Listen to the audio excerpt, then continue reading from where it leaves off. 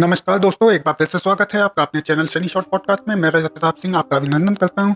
दोस्तों, आज का जो हम लोगों का टॉपिक होने वाला है वो टॉपिक है पिरामिड्स ऑफ इजिप्ट, मिस्र के पिरामिड। पिरामिड अपने आप में ही एक राज है, एक ऐसी मिस्ट्री है जो अभी तक इंसान के बस की बात नहीं है कि ये सॉल्व कर ले। मतलब उस समय का इजिप्ट कितना आधुनिक होगा जब बिना किसी मशीन के उसने ये 5-5 हजार 10-10 हजार किलो के ये पत्थर उठा उठा के एक के ऊपर एक रखे हैं। ये कोई इंसानी हाथ का काम तो है नहीं। मैं तो कहूँगा इसमें किसी न किसी एलियन सभ्यता का हाथ है और उनका ही योगदान है जो उस समय ये चीज़ बन पाई। क्योंकि आप देख सकते हैं कि जो फैरो फैरो होता है, फैरो नॉट फैरो, फैरो मुंह से फैरो ही निकल जाता है तो आप फैरो ही समझ लें। तो जो फैरो हैं वो इतने शैतान थे और उनकी खोपड़ी बाहर पीछे की तरफ ऐसे निकली हुई थी। पता नहीं क्या टूट गई थी या तोड़ देते थे या बांध बांध के ऐसे कर लेते थे, समझ में नहीं आता था। लेकिन खोपड़ी पीछे की निकली हुई थी, ऐसा लगता था जैसे वो इस दुनिया के है नहीं, पता नहीं कहाँ के थे, पर थे बड़े अय्यास। उन्हीं में से एक था आखनातन। आखनातन तूतनखामन का बाप था। अब आप कहेंगे तूतनखामन कौन है? तूतनखामन वो ही है जिसने 28 लोगों की जान ले ली थी केवल और केवल एक श्राप से। मतलब उसकी जो मम्मी थी, उसका जो मकबरा था, उस पर लिखा हुआ था कि अगर आप मेरे मकबरे को छुएंगे तो मौत आपको लेने आएगी। राजा की नींद जो भंग करेगा उसकी जिंदगी भंग हो जाएगी। वाह, शेर है, अच्छा शेर। तो हावर्ड कार्टर जो था वो माना नहीं। आपकी और मेरी तरह बहुत जिद्दी आदमी था और डरता था नहीं। बोला कर रहे यार, इन चीजों से डरोगे तो आगे कैसे बढ़ोगे भैया, हम तो इसको खोलेंगे, खोल के देखेंगे। तो उसकी टीम में 27 लोग और वो माने नहीं, खोल दिया। एक एक करके फिर हुआ मौत का सिलसिला चालू और 28 में से एक लोग भी नहीं बचा। कोई कहता है ये एक मतलब आदमी की सोच है कि मतलब उन्होंने ये हो गया इसलिए ये मर गए। ऐसा कुछ नहीं है। मरे वही लोग क्यों जो उस टीम से जुड़े हुए थे, है ना। तो आखनाथन पे थे हम लोग। आखनाथन इतना अय्याश आदमी था कि उसने अपनी बेटियों को भी नहीं छोड़ा। उस जमाने में आम बात होती थी भाई की भाई से शादी कर लेना, ये बात हम समझते हैं।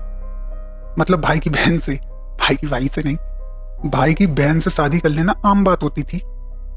कैसे होती थी उस जमाने में? इसलिए वो भाई और बहन शादी कर लेते क्योंकि दूसरा कोई डीएनए ना आ जाए, घर का माल घर में ही रहे। और सब जो उनकी वो है, क्या कहते हैं उसे, अरे राजकाज, उनके जो राजकाज है वो उनके अंडर में रहे, बाहर का कोई आदमी आके राज ना कर पाए।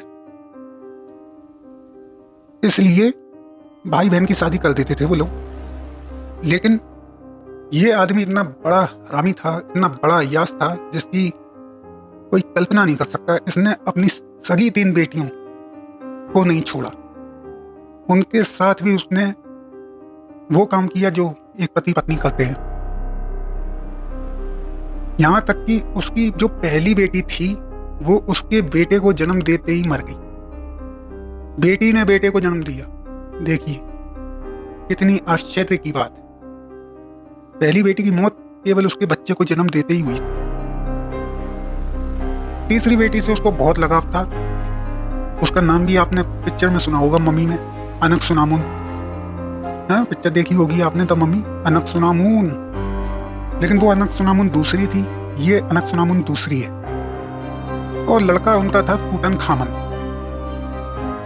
तो जो अखनातन था, आँखों का को काजल, मन करे मुझे घायल, पता नहीं हमें क्या है। आखनातन था वो बहुत क्रूर और था, इतना हरामी टाइप का पीस था कि अगर उसने कह दिया कि तुम हंसोगे नहीं तो तुम अपनी पूरी जिंदगी में हंस नहीं सकते और हंसते हुए देख लिया तो सजाए मौत मिलेगी।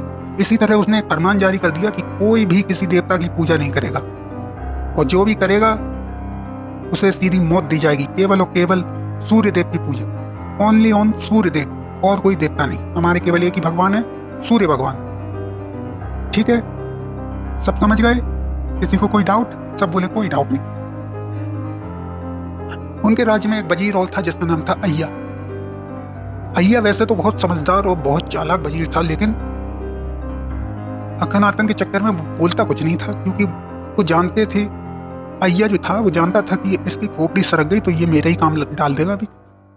लेकिन जल्द ही जो अखनातन था उसका काम डल गया तो फिर अब नए उनको जो राजा है वो बनेगा उनका लौंडा कौन? उनका 9 साल का तूतनखामन, जो अभी तक अपनी चड्डी नहीं पहन पाता है, वो राजा बन गया।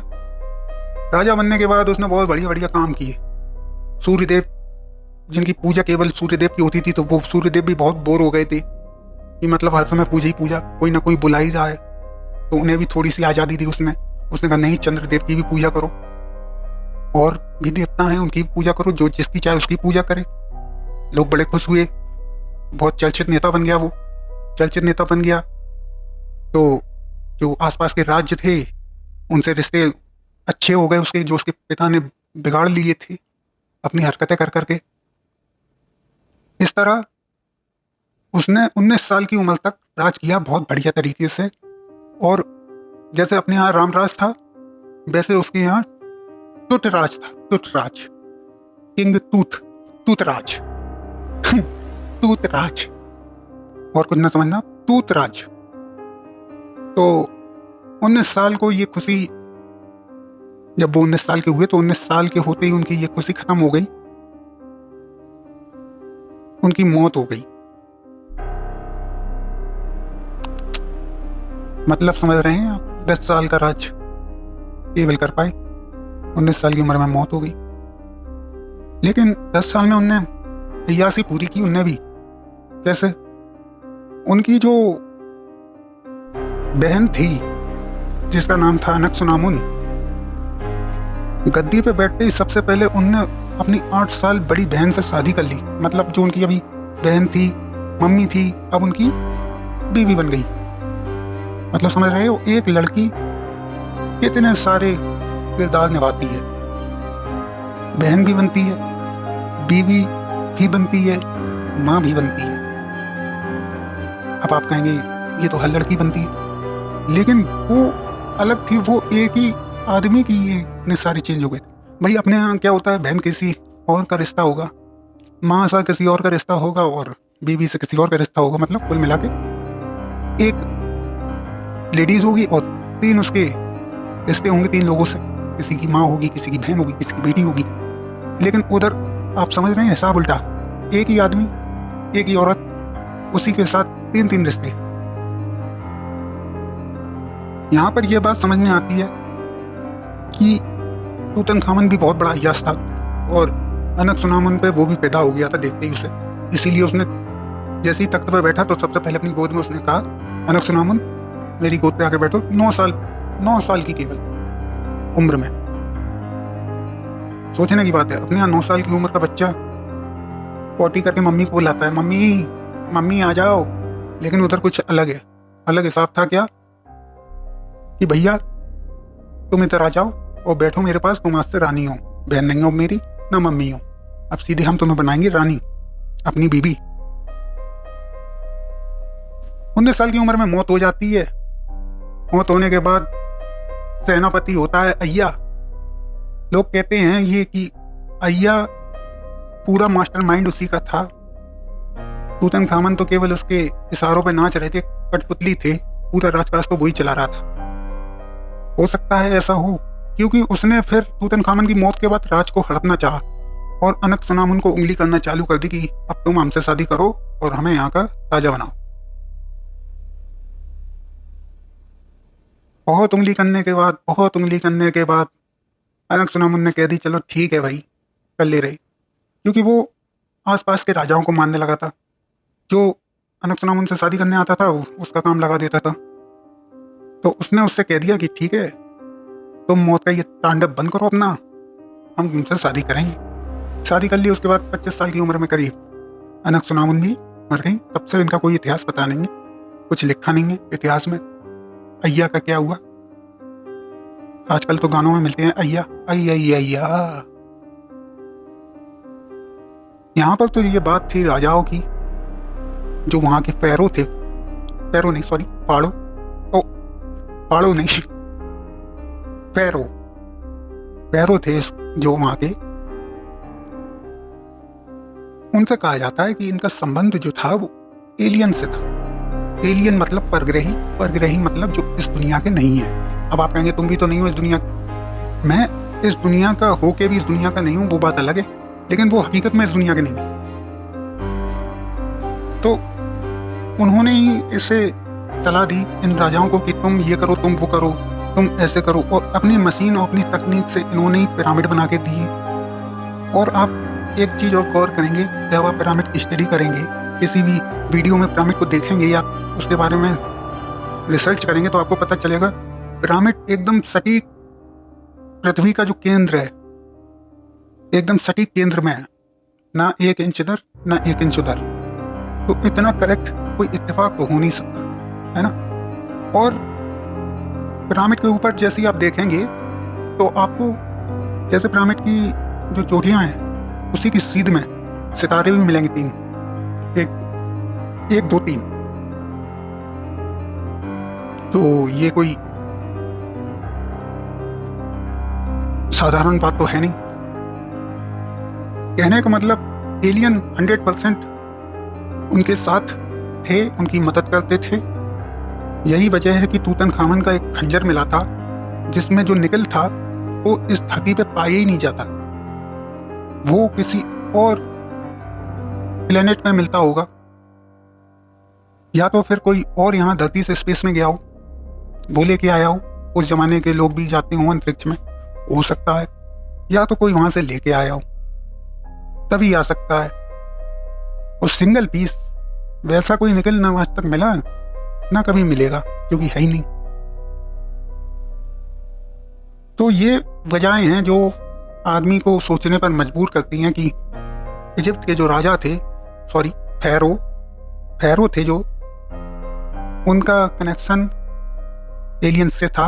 आप लोग अपनी राय जाने, हम तो अपनी राय बता रहे हैं कि हाँ, हकीकत में उनका कनेक्शन एलियन से था, नहीं तो उनकी औकात नहीं थी भैया 5-5 हजार के जो ये पत्थर हैं, बड़े बड़े चौकोर।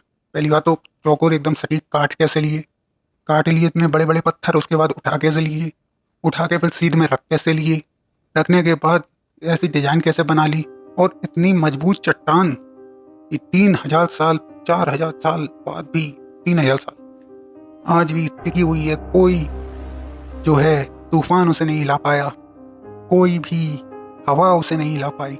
इतनी आंधियां आई और चली गई, पर पिरामिड का बाल भी बाका नहीं कर पाएंगे। अब आप कहेंगे उसके बाल कहाँ हैं?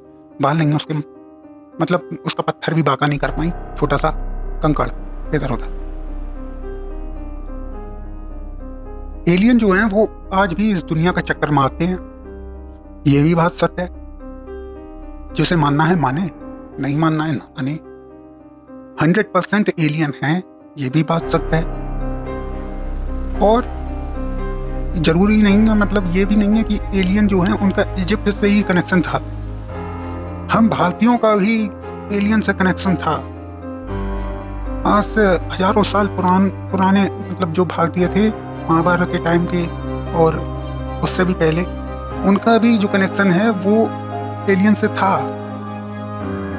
क्योंकि आप महाभारत में भी देखेंगे सुनेंगे तो वहां पे रेप्टालियंस की बात हुई है। रेप्टालियंस कौन? तक्षकनाग। तक्षकनाग के बारे में तो आप जानते ही होंगे। तक्षकनाग कौन था? राजा था वो नागों का, लेकिन वो था कैसा? इंसानों जैसा। साइंटिस्टों ने माना है कि ऐसी भी कोई प्रजाति हो सकती है जो ऐसी रेप्टाइल के भेष में हो। तो तक्षकनाग इसका एक सीधा सबसे बेस्ट एग्जाम्पल है। तक्षकनाग जो अर्जुन को मारना चाहता था, क्योंकि अर्जुन ने उसका राजपाट छीन लिया था, उसका घर छीन लिया था। इंद्रप्रस्थ जो पहले तक्षकनाग के ही उसमें था, अंडर में। इतनी सारी बातें हैं हिस्ट्री की कि आप सुनते सुनते थक जाएंगे पर बोर नहीं होंगे। और इसका उल्टा प्रभाव यह है कि आप पढ़ते पढ़ते पागल हो जाएंगे लेकिन आप हिस्ट्री पढ़ नहीं पाएंगे पूरी, और पढ़ पढ़ के आप बोर हो जाएंगे, क्योंकि हिस्ट्री पढ़ना बहुत बोरिंग है, सुनना बहुत मज़ेदार। यहाँ की जो मिस्ट्रीज हैं वो आदमी को इतनी जिज्ञासा देती हैं कि आदमी बस सोचने पर मजबूर हो जाता है कि ये कैसे हुआ, क्यों हुआ, कैसे हो सकता है। इसीलिए मैंने सोचा कि चलो अब एक नया सब्जेक्ट बनाते हैं, मिस्ट्रीज पे बनाएंगे वीडियो, आप लोगों को रिझाएंगे, अच्छी अच्छी वीडियो बनाएंगे, आप लोग हमें सब्सक्राइब करेंगे, लाइक करेंगे, शेयर करेंगे, और हमारी तो बल्ले बल्ले है ना। तो कर जरूर देना भाई साहब, कर दोगे तो फिर एक और अच्छा सा सेटअप लगाएंगे हम, बढ़िया सा, और एक लाइट लगा देंगे आपके नाम की, और रोशनी पड़ेगी चेहरे पे। एक ये 4,000 का माइक छोड़ के महंगा सा माइक ले आएंगे, 20-25 हज़ार वाला, जो और बड़े बड़े यूट्यूबर लाते हैं, और अपने मोबाइल से वीडियो बनाना बंद कर देंगे, इससे कैमरे से बनाया करेंगे। पर आप सब्सक्राइब करो पहले, क्योंकि सब्सक्राइब नहीं करोगे तो ये सपने सपने ही रह जाएंगे, और ये सड़ा सा मोबाइल लेके हम ऐसी वीडियो बनाते रहेंगे। इसलिए प्लीज़ आप लोग सब्सक्राइब करें, लाइक करें, शेयर करें, और हमारे चैनल पे आते रहें, बेल आइकन दबाते रहें, एक ही बार दबाएं, आपको इसलिए ये पता चल सके कि कब हमने वीडियो डालते तो हम रोज़ हैं। आप चाहें तो रोज़ 8 बजे के बाद आकर देख सकते हैं, कि बिना बेल आइकन दबाए भी देख सकते हैं आप चैनल पे कि हमारी वीडियो कोई ना कोई आई गई होगी। कुछ नहीं होगा तो केवल मैं अपनी शक्ल दिखाने आ जाऊँगा आपको, पर आऊँगा ज़रूर। इसलिए चैनल को सब्सक्राइब करें, लाइक करें, शेयर करें। ये मैं आपसे तीसरी बार कह रहा हूँ, और मैं कसम खा रहा हूँ कि बता रहा हूँ कि कुछ नहीं। धन्यवाद, thank you, God bless you, bye bye. अपना ख्याल रखिए, अपने परिवार को खुश रखिए। धन्यवाद, जाता हूँ मैं।